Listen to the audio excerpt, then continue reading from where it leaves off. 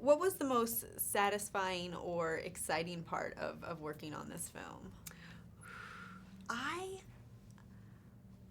loved my character. I think it was exciting to also like, even though I guess I would say like to be in like a movie with like Sir Ben Kingsley, like to say that I'm like in a movie with him, but then maybe like dissatisfying that like I didn't get to really work with him, Right. you know, like darn. But I did get to meet him at Comic-Con because when we went, so I met him then. He doesn't sound anything like Snatcher. No, not at all. I can't believe it. I was trying to like figure out which villain. I was like, I know Snatcher's the villain, Yeah. but it doesn't sound like him at No. all. And Yeah, he did a really good job. so did you guys at all get to sort of interact when you were, voicing these characters or no? I did with Jared Harris, who plays my dad. Mm-hmm. We did a session together, and with Isaac, we did a session together, which was nice because, it was also kind of like you want other actors there to like Yeah. try to kind of work off of. But we did when we did the scene about talking about the fathers.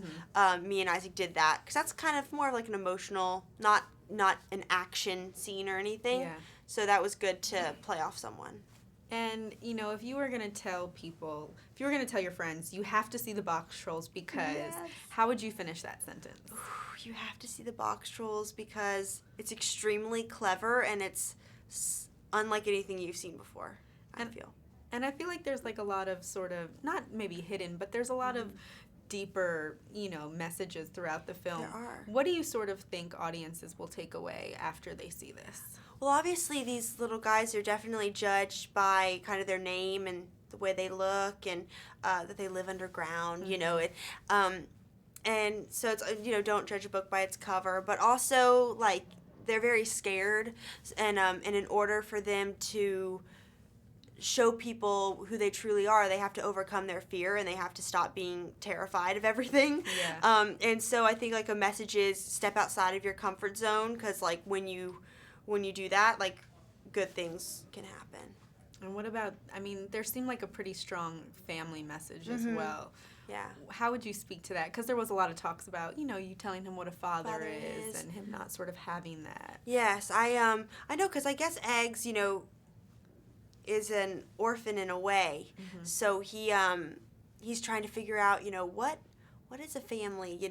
What is it supposed to be? And we have a good talk about kind of that. A father's always supposed to be there for you no matter what. And yeah, it's very sweet because also Fish, who's one of the Boxtrolls, is like Egg's father. Even though, he doesn't really fit, you wouldn't think of him as a father because he's a little Boxtroll. He doesn't really fit the norm, but he treats Eggs like a fatherly figure. So even though they're not related, he still treats him that way, and so he's like a dad. And then my last question, the film, literally, visually, it's so amazing. What do you think really, in your opinion, sets it apart from other animated films that might be out there now? Well, it's all handmade. So when you watch it, and I feel like you can see the heart, like, and you can just tell that like fingers molded all of this, and it's something. You obviously don't see them doing it, but you can tell. It sets it apart. Then it's not just from a computer. It's made from like someone who has a heart, and and it just brings the puppets to life more. So yeah, I feel it's got some character. Yes. Well, thank you very much. Congratulations. It really Thank was you. wonderful. Thanks. Enjoy the rest of your day.